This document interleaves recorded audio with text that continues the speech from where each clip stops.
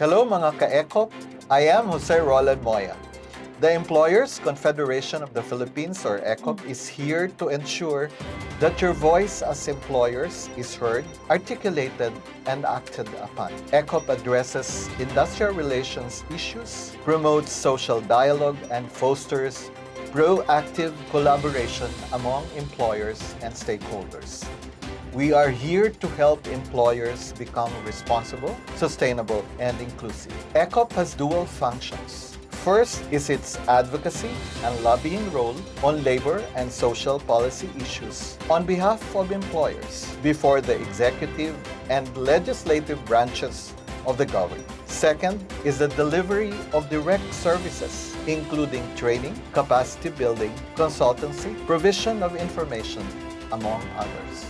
By the way, wag po kayong aalis. Manood po tayo sa buong programa. Sagutin ang aming ECOPlus question for the day. I-post ang tamang sagot sa Facebook account ng ECOP at manalo ng premyo.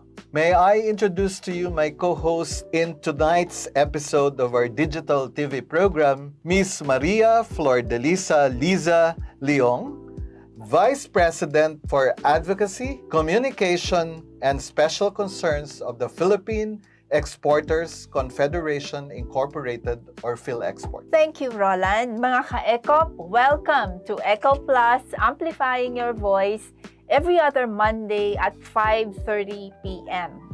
Our episode today is about SDGs and employers.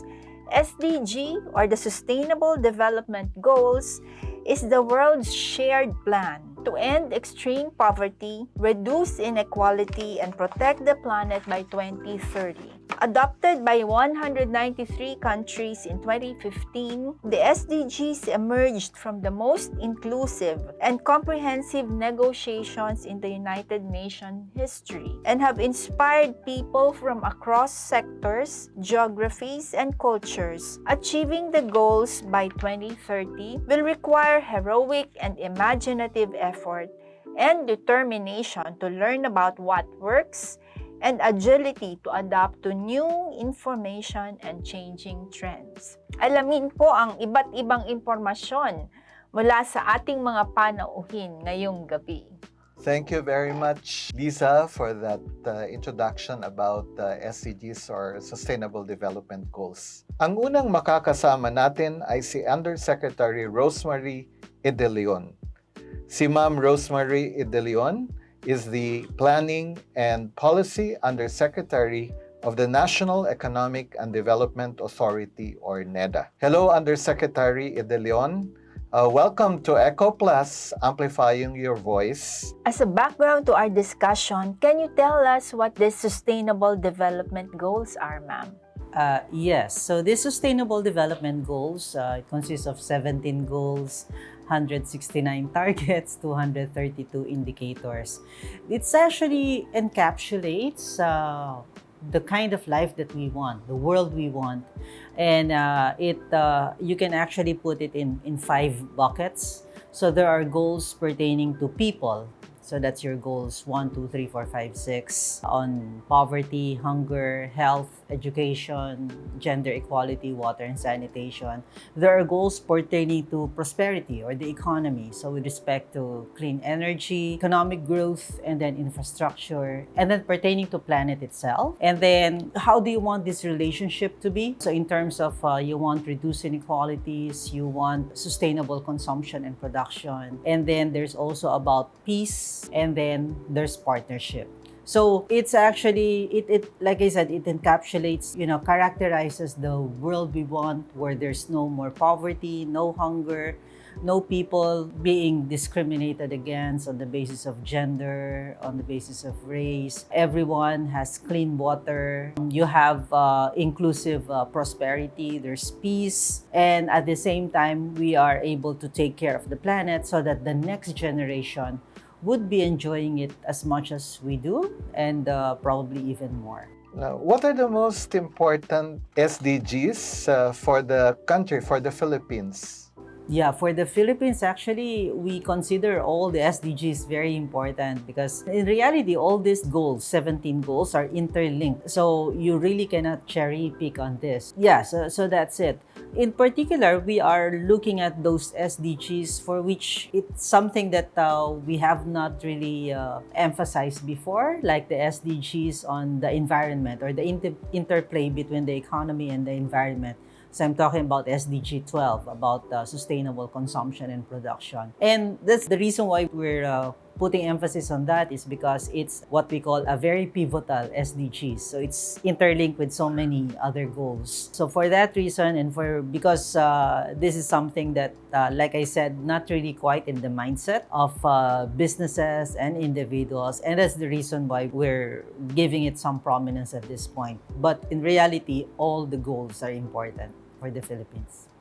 What is the role of NEDA with respect to the SDGs?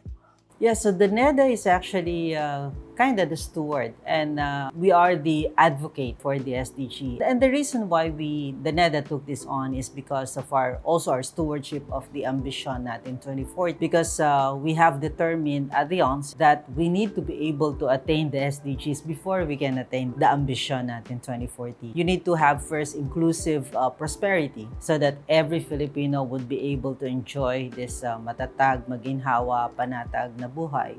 You need peace so that we can have panatag na buhay. So, NEDA being the coordinating policy-making body, it's really important that we are able to bring into, the consciousness of government, each and every agency in government, and also in the private sector, this mindset of thinking about the economy, society, and the environment, thinking about the future, thinking about inclusiveness. And NEDA is really well placed to do that. And that is the reason why we have taken on the oversight role for the SDGs. Yusek Edillon, please walk us through the country's commitments and targets on the Sustainable Development Goals. Oh, we actually there's so many targets now. There's 169 targets. So to the extent possible, we actually go by whatever is the global goals. So like SDG 1, no more poverty. So by 2030. And actually, the global goal is to reduce extreme poverty by 2030. Before COVID-19 pandemic, we are actually on track to meeting that, because remember that we have brought down extreme poverty to single digit back in 2016, actually, in fact. So between 2016 and 2030, so you're talking 14 years. So we thought, that's time enough to be able to eradicate extreme poverty. So like I said, we are keeping track of the global targets, the global goals, and we are just translating it into, a Philippine setting. Ma'am, which goals have we fallen short of targets? What have been the challenges and roadblocks, and how do we catch up po? With respect to the goals that we have met before, so again, prior to the pandemic, we were on track to meeting the goal on zero poverty. We were also on track meeting the goal on economic growth and then reduced inequalities. Because in reduced inequalities, you consider the economic growth of the upper third and then versus the lower third. And we have actually met those, we want to make sure that the bottom third are growing more rapidly than the upper third, and that was met. And but of course, there was the pandemic, and that is by far the biggest roadblock that, not just the Philippines, but also, I guess, every country in the world. And we do have a lot to catch up on. So first, we need to catch up on the economic growth and also the inclusiveness of the growth. We have seen that with this pandemic, a lot has to do with your being able to have access to the internet, being able to have access to digital technology, and that's the way that you are really able to thrive even during this pandemic. But that means that you have, inequality may have been exacerbated at this point. And so that's also another thing that we have to bridge that digital divide in order to catch up, because we think that we're still in the pandemic, but somehow we need to be able to have this catch-up plan, bridge that digital divide very soon, so that we can get back on track to meeting all these SDG goals. Yusek Edillon, saan namang mga goals ang namimit natin yung ating mga targets, and perhaps you can also explain to us why we did better in these goals compared to the others. We were meeting our targets with respect to, again, prior to the pandemic, with respect to goal 1, that's on zero poverty. And I think it's really because this is something that has been emphasized by the Duterte administration, and even before that, the Aquino administration, and even before that. So, as you know, addressing poverty takes a sustained effort. And since it has been sustained for a long period, and we are seeing the fruits of this. We were seeing it before the pandemic, and we're hoping that we will be able to really catch up very quickly on this. So, as you know, we had this very massive 4-piece program. That's the Pantawid Pamilya program. And it's a conditional cash transfer. And since it has been going on for a long time now, it's in 2013 when we increased the number of beneficiaries to over 4 million. And so from 2013 until now, so that you're talking, going 8-9 years. So it has taken, it has produced the fruits that we're seeing now. Economic growth, of course, is also where we're also meeting it. Again, because we know that it's a means to an end. So we need to be able to grow the pie so that each one could have a bigger piece of the pie. And then we're also doing good actually in terms of meeting that the reduced inequality. Again, because of that deliberate initiative to really bridge the gap between the rich and the poor. Ma'am, what are the expectations kaya from the private sector, and especially those from business? And then how can government engage the private sector closer and better? And where should business focus on? Because there's so many of the SDGs. Yes.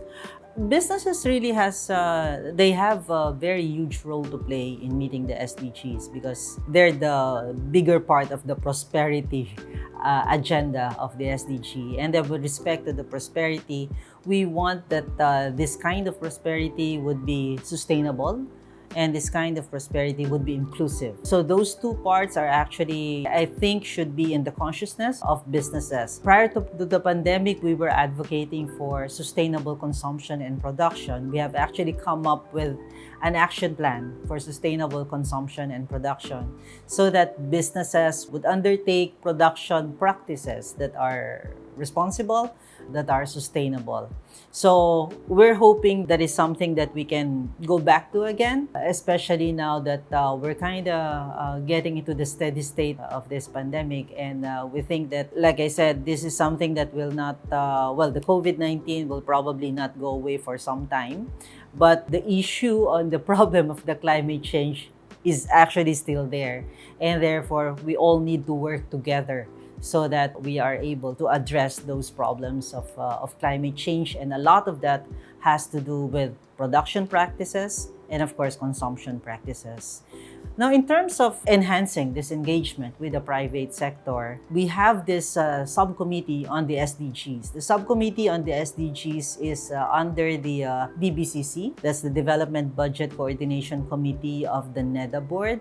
And the reason why we situated it under the DBCC is so that we have better control over, or let's say better oversight over the budget allocation. So we make sure that government is able to provide the resources necessary in order to fund programs, initiatives for the SDGs. Now, part of this subcommittee is what we call the Stakeholders Chamber. And in the Stakeholders Chamber, that's where we are inviting actually private sector representatives to join us. There's actually the Economic Stakeholder Chamber, the Social Stakeholder Chamber, and there's also the, for the planet, the Environment Stakeholder Chamber. So we are calling on the private sector who are very, also very passionate about the sustainable development goals to help us in terms of crafting the necessary policies and improving research and development,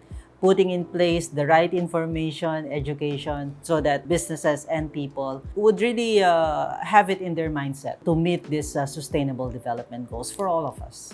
Thank you very much, Yusek Edillon, for sharing with us your insights on the Sustainable Development Goals, especially as they apply to the Philippines.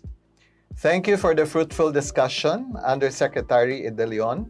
Now for our next guest, Attorney Pearl Jayagan-Turley. Attorney Pearl is the Assistant Vice President of SM Supermalls and Program Director, SM Cares for Women and Breastfeeding Mothers. Hello, Attorney Turley. Welcome to ECOPlus, Amplifying Your Voice. Please say hello to the viewers of ECOPlus, Amplifying Your Voice. Good evening, Roland, and also to you, Lisa. And hello to all ECOP members. Thank you for inviting us and be part of this ECOPlus. Good evening, attorney. Hi, SM Supermalls is of course part of the huge SM conglomerate, di ba? Is there a particular unit in the conglomerate that is in charge of all the CSRs, or every unit, what do you call that, a company within the conglomerate has its own CSR? How does it work? Oh, thank you for that question, Lisa. Before I go to the discussion of the CSR programs of SM Supermalls, let me put in context where SM Supermalls is in the entire SM universe. Okay. SM Group, as you all know, has interest in banking, in retail, and even in property development.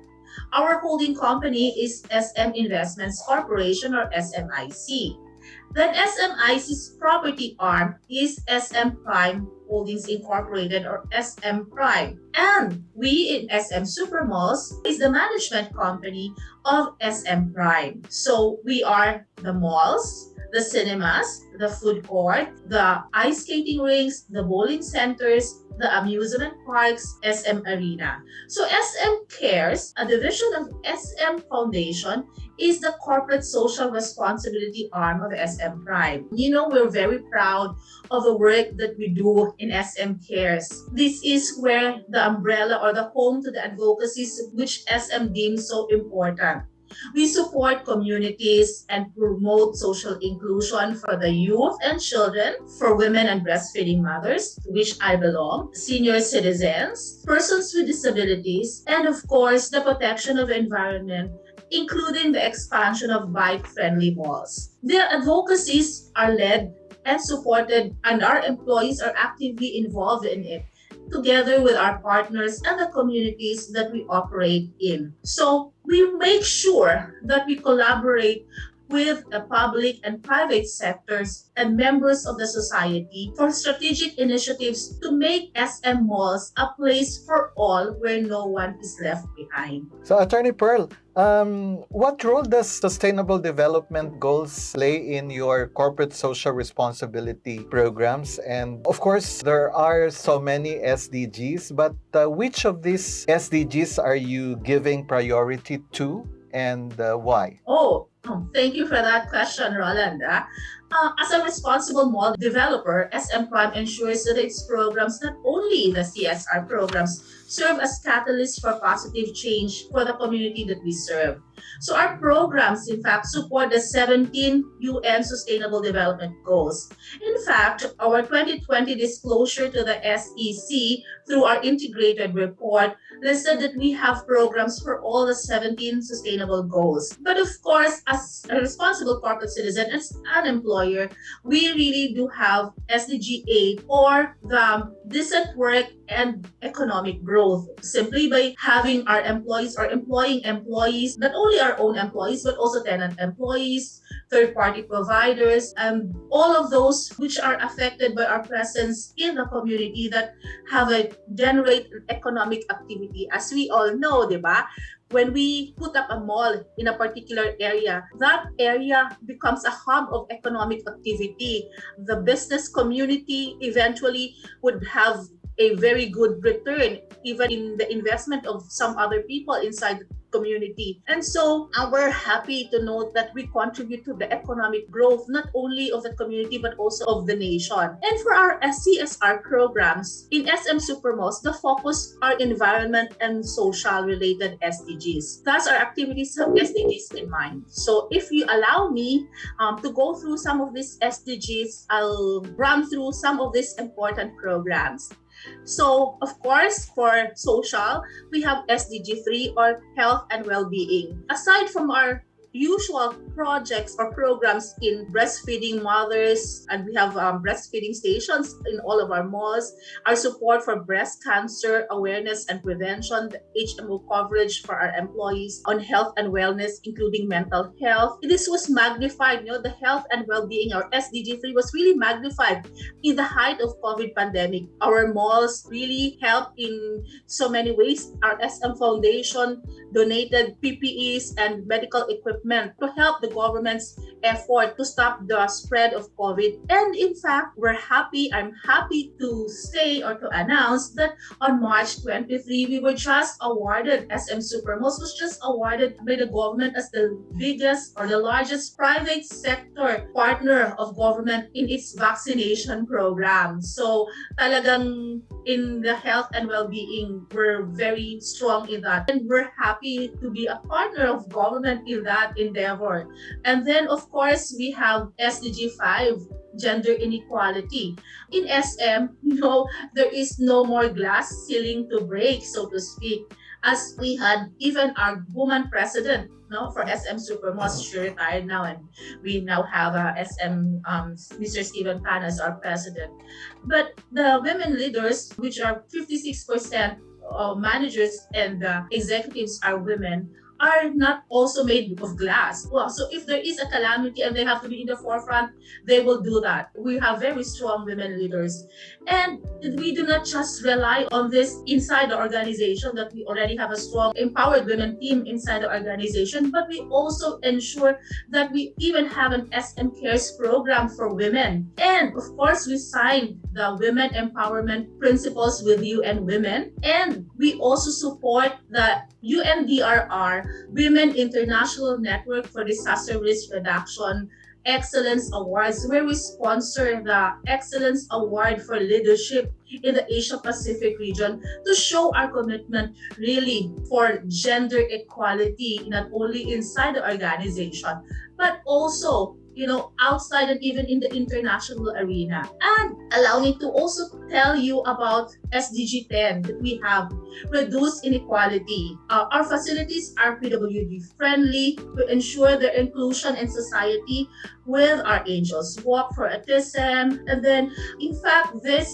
program of ours is really a trailblazer as well. We were even asked to talk in the United Nations for our programs in accessibility. And of course, we also have decent work and economic growth.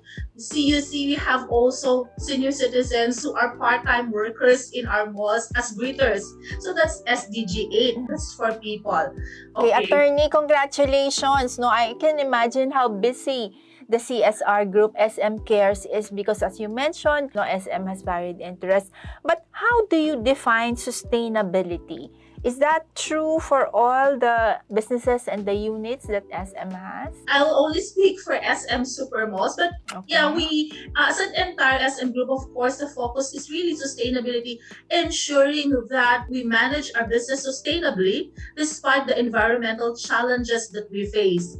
So we ensure that everything that we do safeguards the environment for future generation.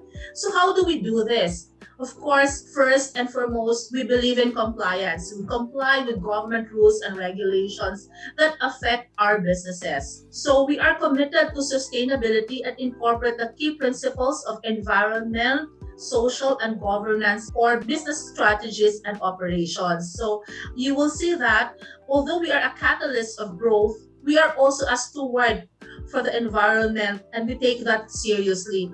As we all know, we take our intergenerational responsibility seriously, that our focus in education, we build schools, and we have SM Foundation has so many scholars, and even our employees are really educated on sustainability and how to be sustainability champions even. So we have to take care of our environment, not only for the generation Z, but also for the generation Alpha, Beta, and down probably to Zeta. And then they too will have to take care of it. So you see, we are so uniquely positioned that we have malls from Tuguegarao down General Santos that we can, through our advocacies, really promote sustainability, environmental protection, disaster risk reduction, and resiliency to the people that we work with, to the communities that we are present in, to serve the Filipino people all over the country through various civic assistance and environmental education and our sustainability programs. Yeah, Attorney Pearl, you made mention of your emphasis on environmental sustainability. So what specific efforts have you embarked on to change the behavioral patterns in consumption and production that tend to misuse, abuse, and degrade our environment?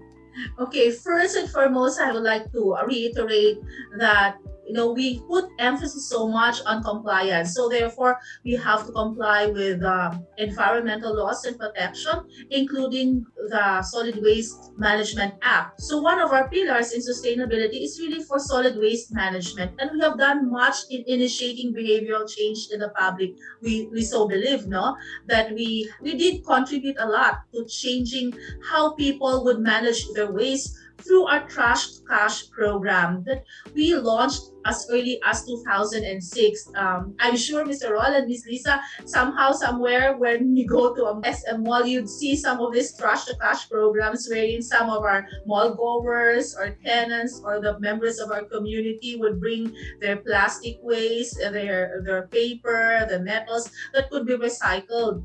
And these materials that are recyclable would be taken care of by our haulers, our partners, and then to be put back into the part of the value chain.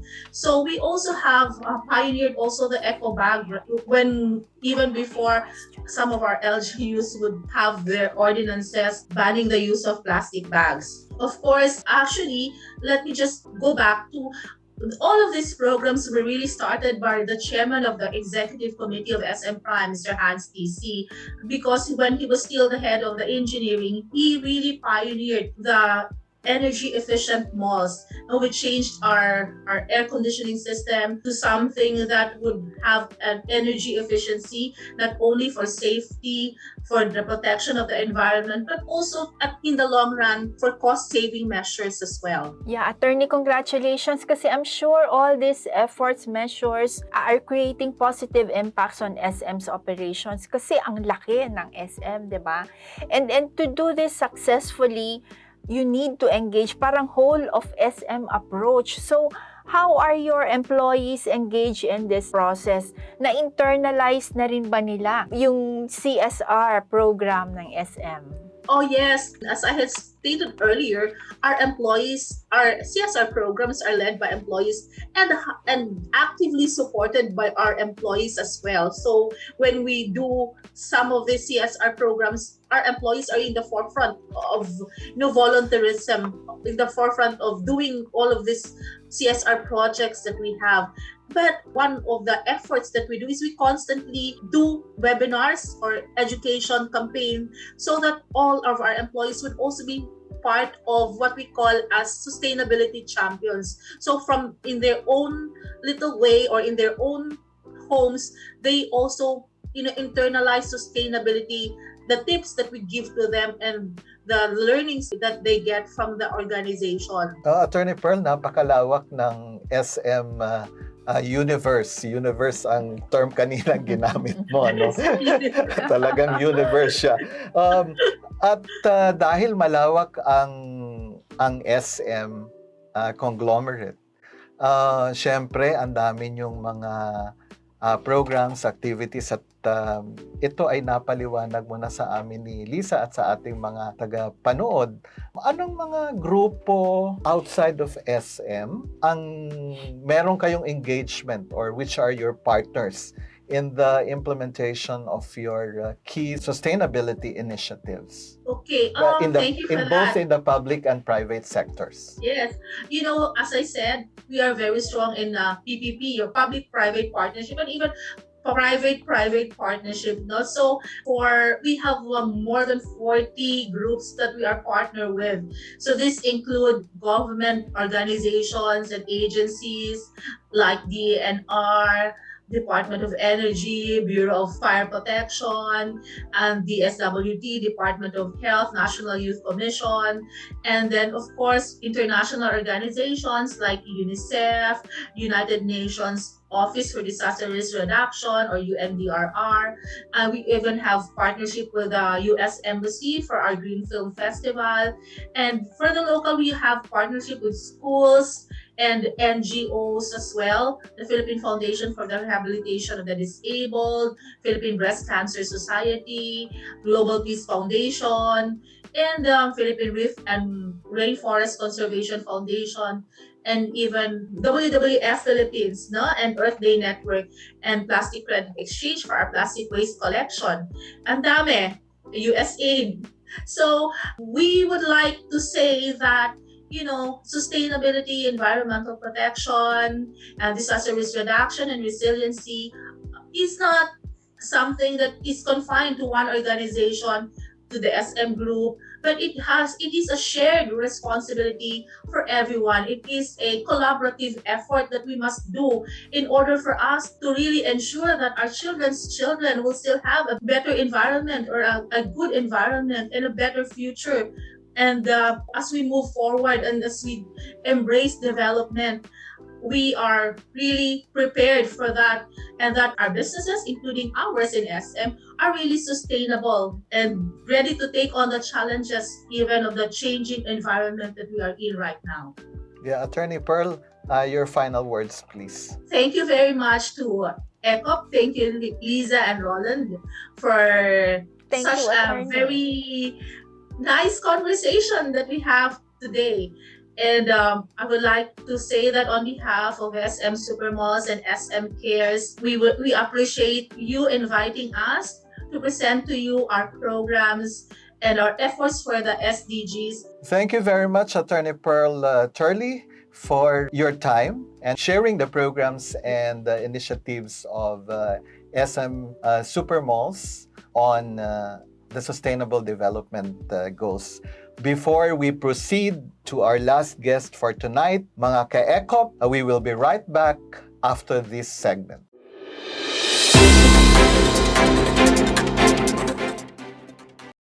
PhilWen believes that effective collaboration with like-minded organizations is key to pursuing advocacies for workplace gender equality, women's economic empowerment, and diversity and inclusion.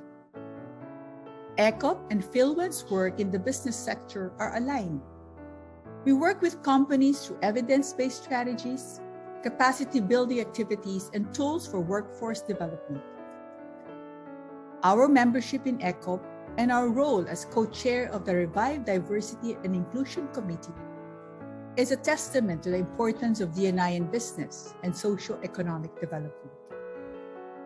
As the voice of Filipino employers, we in PhilWen are committed to support ECOP in creating workplaces that are enabling and thriving. Through our partnership, we wish to influence other business organizations to be our allies. We look forward to continuing this collaboration with you.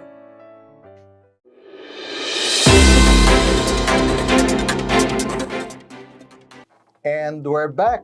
Welcome again to ECOPlus, Amplifying Your Voice. I am Jose Roland Moya, and allow me to introduce our last guest for tonight, Ms. Lina Poulsen, Senior Advisor for Innovation and Sustainable Business of the Confederation of Danish Industry, or DI. Hello, Ms. Lina. Welcome to ECOPlus, Amplifying Your Voice. Please greet the viewers of our episode about SDGs and employers from where you are in Denmark. Hi, good to meet you all. I am close to Copenhagen, working for at the Confederation of Danish Industry, and I'm really happy to be here today. Yes, good morning there, Ms. Poulsen. And of course, we'd like to start our discussion with a brief introduction, background on your organization, the Confederation of Danish Industry. And why are you involved in sustainable development? How are you involved and your role in SDGs? Yes. Ms. Thank you for Poulsen? that. I'm working at the Confederation of Danish Industry that has a very, very large focus on the SDGs and on sustainability as a whole. And this is the reason for that is that a lot of our members, we have 18,000 members, have a huge opportunity to work with sustainability in their core strategy. We have a lot of the solutions that are needed in Denmark to solve some of these climate crises and other SDGs. So this is the reason why it's a focal point for us. My role, we have several politicians, staff working with on that side of the organization, but I'm primarily focused on helping our members on how to integrate SDGs in their core strategy. We've been working with this focus for the past 4 years now and have a lot of great experiences on how a company can turn SDGs into good business. Ms. Poulsen, why should the business commit to the Sustainable Development Goals, and what's in it for them? Thank you for that question. But actually, they should commit to it because it's becoming more and more important for almost all the stakeholders. At a legislation level, the EU is currently launching a lot of regulations regarding the SDGs and sustainability. So in order to become and stay compliant, it's very important that they start integrating some different initiatives in all organizations. Other than that, a lot of our customers, B2B and consumers, are actually requesting an SDG focus. So we can see that there are customers and B2B customers are becoming more picky when they choose products now, choose companies, and also a lot of our biggest multinationals are requesting their sub-suppliers to adhere to, for instance, CO2 emission monitoring and reduction. So if they don't, I mean, they're committed to science-based targets, for instance. And since they are committed to science-based target, they need to look at their entire value chain and make sure that their suppliers are also working on reducing their CO2 emissions, for instance. So we can see that the multinationals are also driving this agenda towards the smaller companies. And in Denmark, we also have some issues attracting enough qualified staff. We don't have enough qualified employees. Well, we have a lot of qualified employees, but we have issues with you can say we don't have any unemployment. So for us to attract the best-in-class employees, we need to offer them more than just a great job and good benefits, because the employees really are very interested in working with a company that does something that has a larger impact on society and on environment now. It's becoming an increasing focus among not only young people, but also people at my age, and that we want to contribute to something larger than just economic success and growth. Yes, and that's also what we want to do more and more here in the Philippines. You've mentioned about Denmark. And according to the Sustainable Development Solutions Network, Denmark is in fact at the forefront of implementing the SDGs. And yet there are still challenges and gaps. Are you aware of the gaps, and what is the contribution of DI in filling up these gaps? Thank you for that question. Yes, we are in the forefront on a lot of these aspects, but also because we had a high, you could say, baseline when we started this journey and this agenda. But some of the areas that we can do better in is, for instance, number 12, goal 12, responsible production and consumption and production, and 14, life below water, and also 13, climate action. And I know that a lot of our companies are actually working primarily on 12 and 13 DI because it's very related to the business. We can actually see that there's a good economical, you could say, incentive by working with number 12, see how we can reduce waste, turn waste into a resource, and also utilize different methods and materials, you could say, to reduce our impact on environment. So it's something that almost all companies are now working on. And we're getting a lot of help on some of these areas from the climate partnerships, for instance, that have launched a lot of good ideas and that other companies can learn from. And another thing is that as soon as certain companies start working on 12 and 13 and become more observant towards how you can turn waste into resource, for instance, they're going to seek out partnerships. So right now there's a huge investigation and people are very curious to find great partnerships in terms of finding a new way of producing in a more sustainable way. So we can see a lot of very interesting and innovative types of partnerships, getting are seeing the light here in Denmark now because of this increasing focus on solving these climate issues. So you can say it's not only the legal side and our customer request that drives this agenda, it's actually also companies' willingness to do something to reduce our impact on society and environment. And since a lot of companies are doing that, it's more easy to find interesting partners to help us go through this journey. One example, for instance, could be coffee company in Denmark that has already done a lot in for instance, Kenya, which is one of their suppliers, right? But they have not done so much with the resource afterwards. So you can say the rest of the biomass, they have not really utilized that prior to, I think they started this journey 3 years ago. But since for the past few years, they have really been looking into how they could change. I mean, instead of just throw this biomass out, coffee grains and things like that, they're actually looking into cosmetics companies and they're talking to furniture producers and others to see if it can become part of new products and thereby, minimize waste. Yeah, Ms. Poulsen, as an employer and business membership organization or EBMO, what support does the Confederation of Danish Industry or DI provide to its members in terms of helping them achieve sustainability or approach the SDGs that they chose? What are the more common challenges or problems they face in implementing the SDGs? So I think you asked two questions. What are the common challenges and also how can we help them? How can we support them? The common challenges for them to make sustainability more tangible.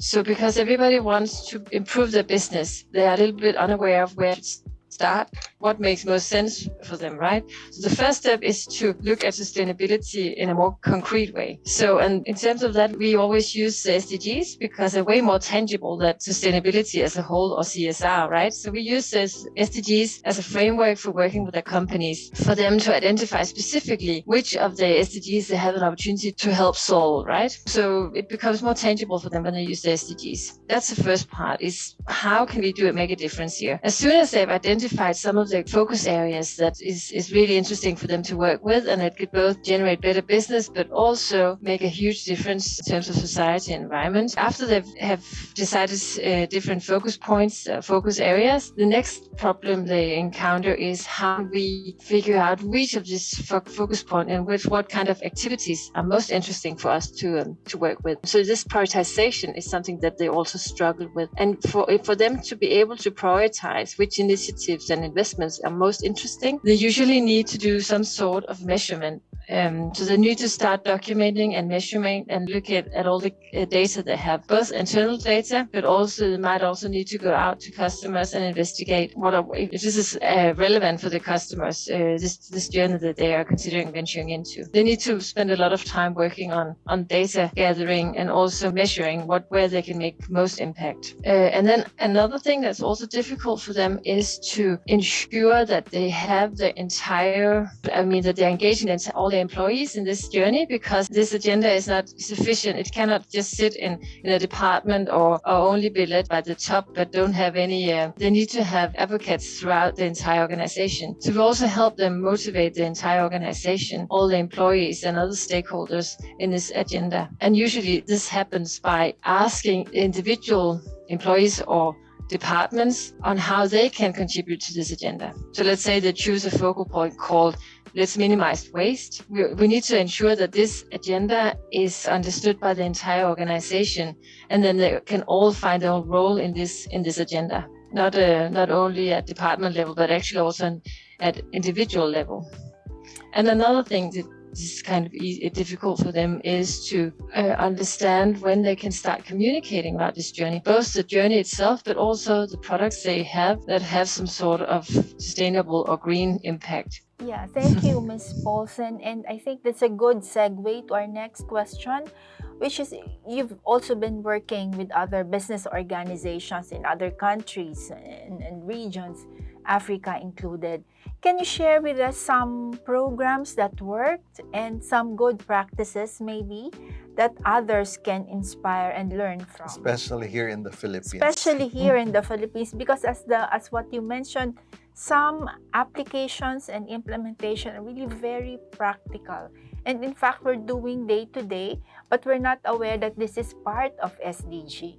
Yes, I think I can definitely recognize this, but that's not only in the countries that we've been working with, it's also in Denmark. A lot of companies are actually doing a lot already, but they're not aware that it's actually supporting the SDGs, this kind of work. So, but going back to what we're doing for other EBMOs is we have been working with in programs in South Africa, in Ethiopia, in Kenya, and other places. And I have been in Kenya several times myself, helping out launching this strategic focus. And we have been doing train the trainer events for the employees there, and we've also been doing very specific workshops for the actual members there. And I would say that we see the exact same issues as we've been seeing in Denmark are relevant in these countries too. It is very difficult usually for companies throughout the world to identify where can we bridge our need to do some good for the society and environment with the growing a business. So finding that gap, finding that sweet spot between identifying what we're really, really good at and how we can utilize this knowledge and know-how and expertise to solve some of the SDGs. That sweet spot is always kind of difficult for companies to identify. And that's also what we've been doing in the other partnerships country that we've been working with. We have a tool, for instance, that we call the SDG value scan that is really good at identifying how a company is already supporting the SDGs today and how they are damaging some of the SDGs in their current way of doing business. I mean, everybody we cannot do anything without also have a negative impact, but also where are the opportunities, where are the business opportunities, if we look at it from an SDG point of view. So that's a tool we usually use to kickstart this journey at a company level, but also at an industry level, actually. Yeah. And I would say that what has been working in this country is to actually implement some of the same models as we've been working with here in Denmark. It's a lot of the same problems that companies throughout the entire world seems to have a little bit of these issues when they have to start integrating the SDGs in a strategy. So we're utilizing some of the same tools. But we are also, for instance, in Kenya, looking a lot at, for instance, the plastic industry, because we can utilize some of these tools to help them meet the targets, the governmental targets, for instance. Sometimes we dive into a specific sector, right? Yeah. Sorry, Ms. Poulsen, what industry was that in? Plastic industry. Plastic industry. Okay. Yeah, plastic. Also been working with the sugar industry, for instance, that already is really, really good at recycling and having the circular business model, but they were not really aware that they were this circular. So it's just a way that they've always been doing business. Yeah. So for instance, to identify some of the industries that are really good at some of the targets, some of the goals, and apply this way of thinking into other businesses is also really interesting. So look at how industries can learn from each other.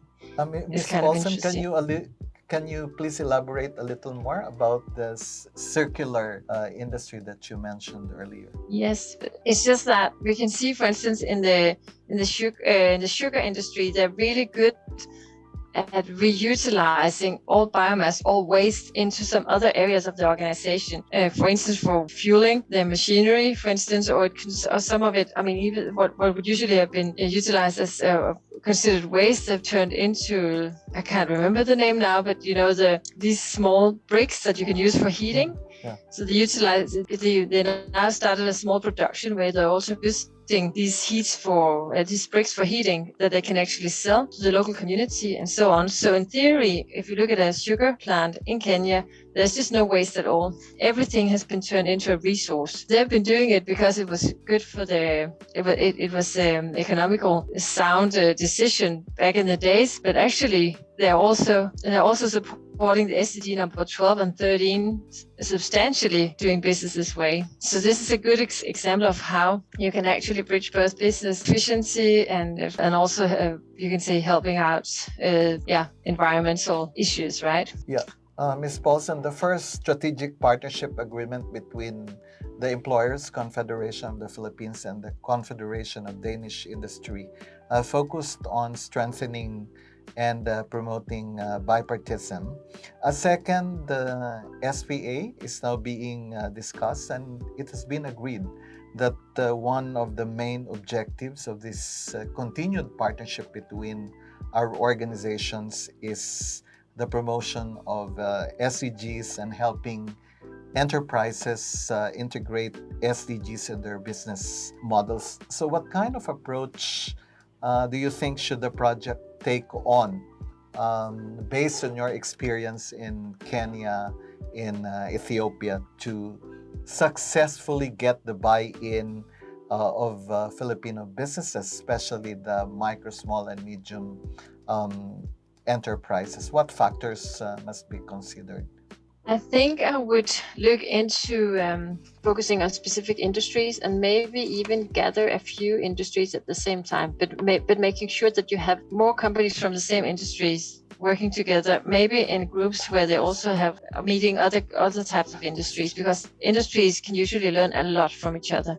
So that's one thing that's interesting. And then I also think that it's very important that you focus a lot on identifying the business opportunity at a very early point, because that really drives the agenda, and that's something that really inspires, or we can say not inspires, but it really fuels the development on this agenda.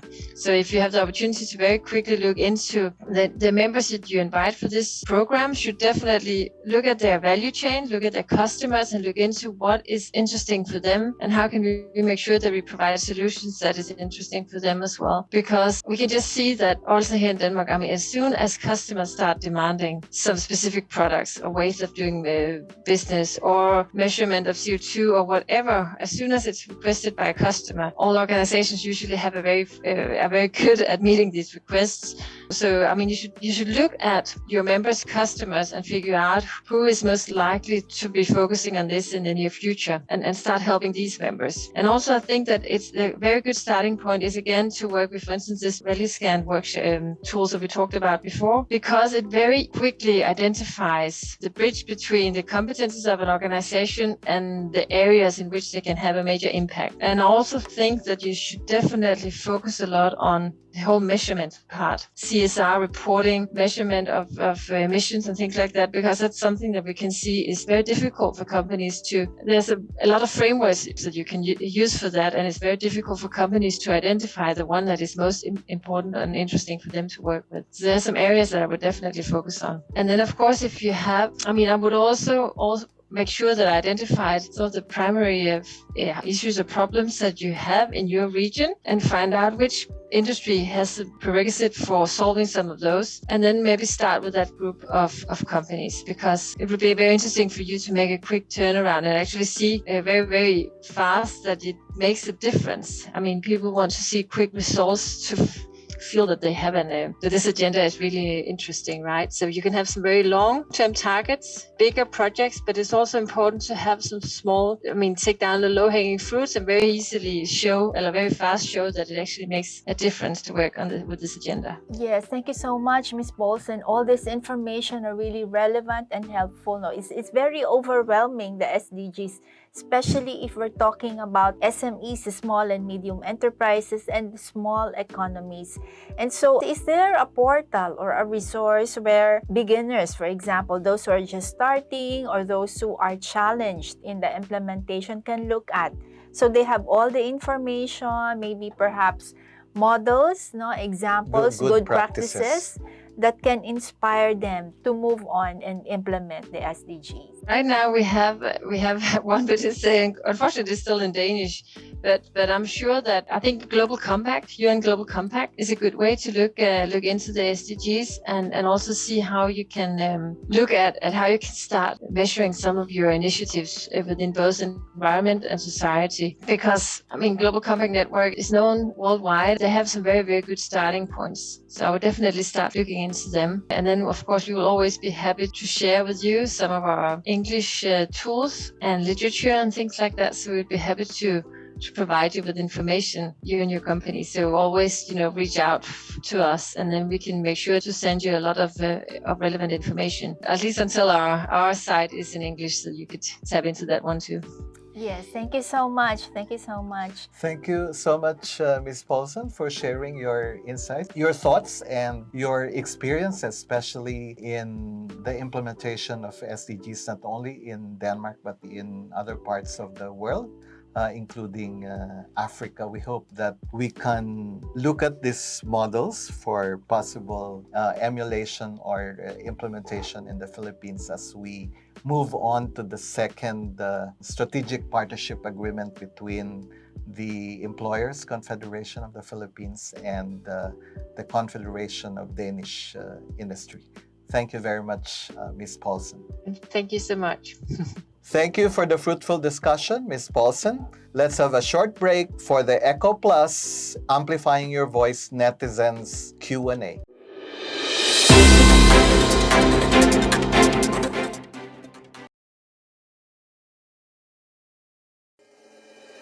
Interested in getting familiar with the single and official voice of Philippine employers? Want to stay updated on the latest news and trends on labor and social policy issues? By becoming a member of ECOP, you can have access to all of these and many more. Explore the benefits of joining ECOP.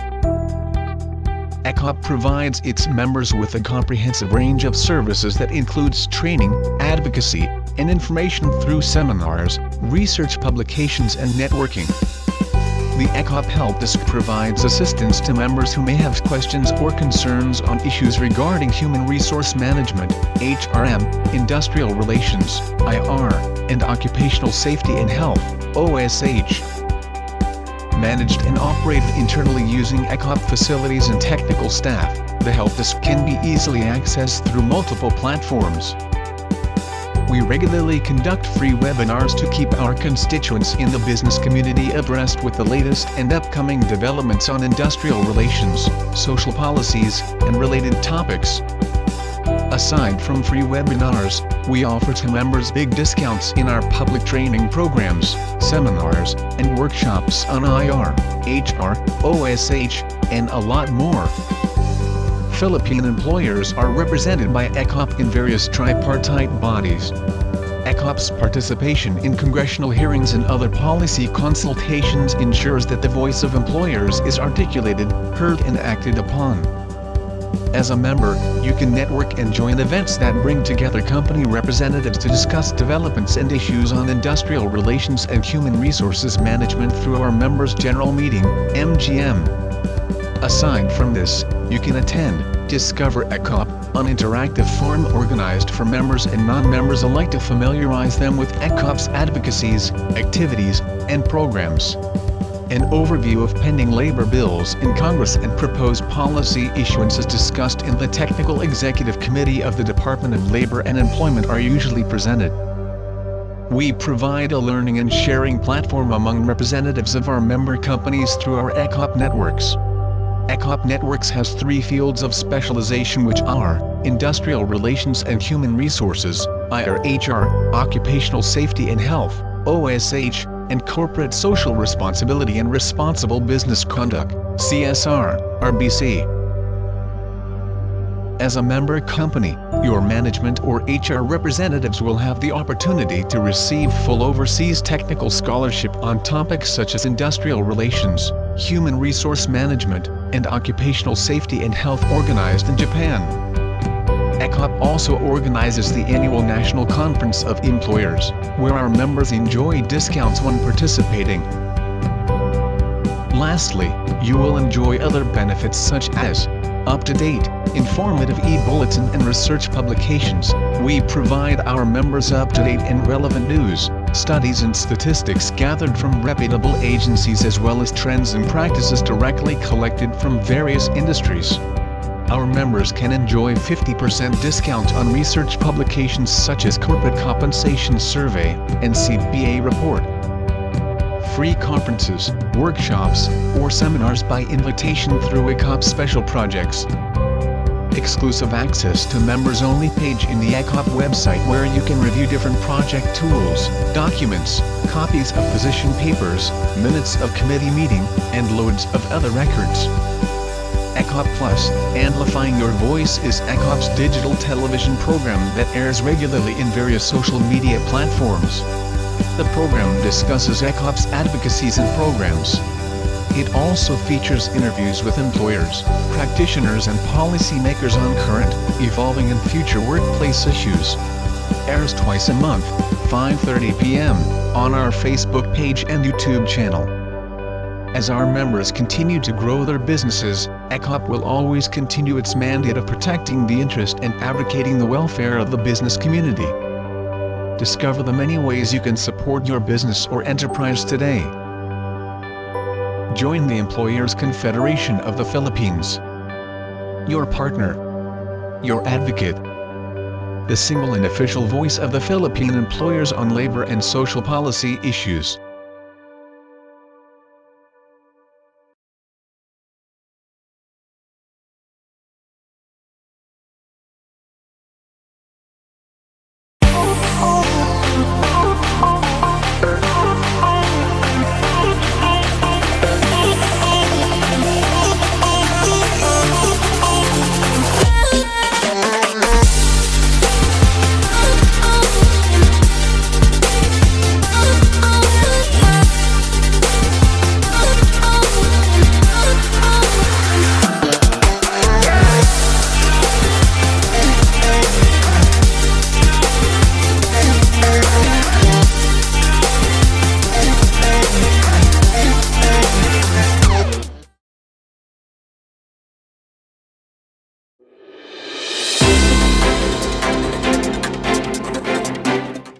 Lisa, we are now in the ECOPlus Netizens Corner segment of the show.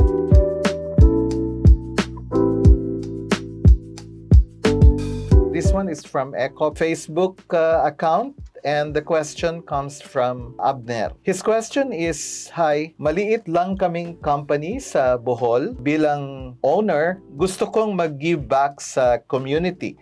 Pero di namin afford ang mga charitable activities. Ano ba ang pwede naming gawin? Abner, siguro bago natin pasagutin si Lisa ay ang tawag dito sa yung mga gustong gawin ng inyong company ay corporate social responsibility or CSR. At yung CSR comes in different shapes, forms, activities, and programs. Perhaps, Lisa, you can share kung ano yung mga ginagawa ng mga micro, small, and medium enterprises na members ng PhilExport. Yes, thank you, Abner, for the question, no? And thank you, Roland. Pre-pandemic, marami yan, di ba? Yung pre-pandemic, maraming activities, may mga medical missions, minsan may mga family day, di ba?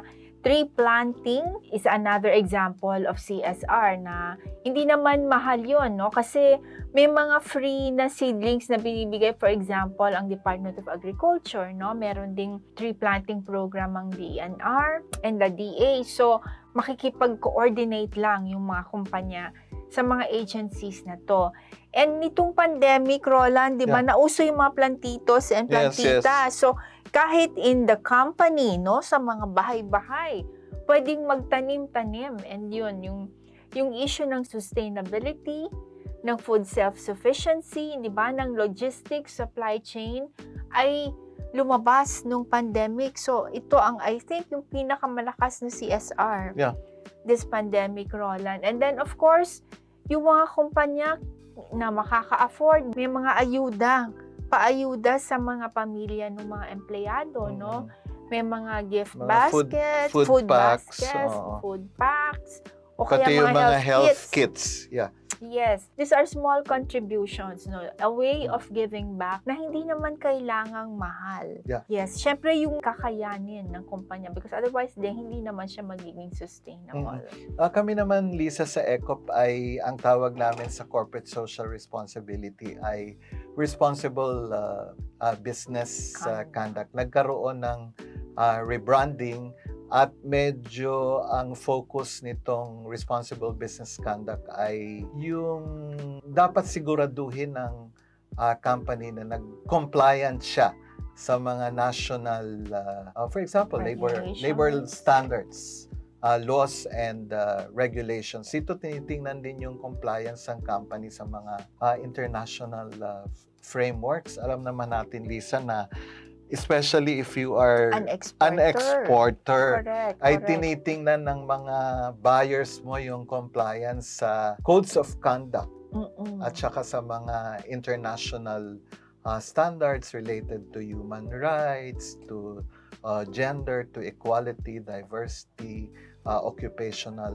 safety and health. So, dito sa responsible business conduct ay ini-encourage namin ang company na tingnan yung compliance niya o sa pagsunod niya doon sa mga labor laws and regulations. Kasama na rin dyan yung mga international frameworks at yung sustainable development goals. At alam naman natin, Lisa, na if we give back to the community, the company also, babalik yan.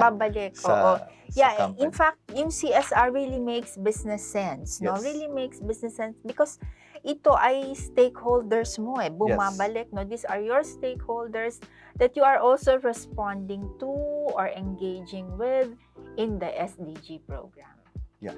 Abner, sana ay nasagot namin ni Lisa ang iyong katanungan, and we encourage the viewers of ECOPlus Amplifying Your Voice to continue giving us your feedbacks, sending us your comments in our Facebook page. Thank you, Abner. Thank you.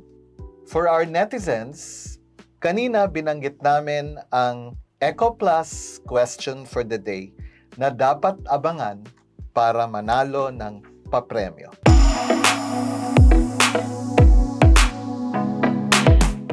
Ito po ang ECOPlus question for the day. Ano ang ibig sabihin ng SDGs?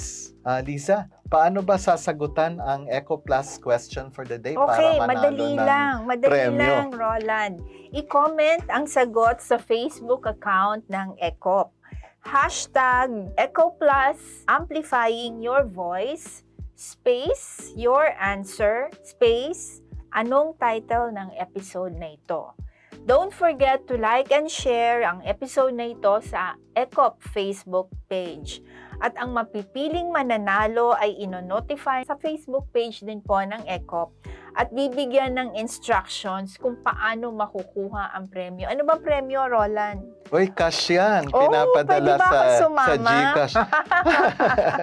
Wow, GCash. Yeah, you can encourage your friends, Lisa, to watch the various episodes of ECOPlus Amplifying Your Voice. Thank you so much, NEDA Undersecretary Edillon, Attorney Turley, and Miss Line Poulsen for your time. Maraming salamat din kay Abner sa iyong katanungan. Sana ay nasagot namin ito ni Lisa. Huwag niyo pong kalimutan, sagutin ang ECOPlus question for the day, i-like at i-share ang episode na ito para manalo ng premyo. Mga ka-ECOP, I'm your host, Jose Roland Moya, with my co-host, Roland, thank you so much. Maria Flor de Liza C. Leong po ang inyong lingkod. See you every other Monday at 5:30 p.m. para sa susunod na episode ng ECOPlus Amplifying Your Voice. Stay safe and God bless everyone.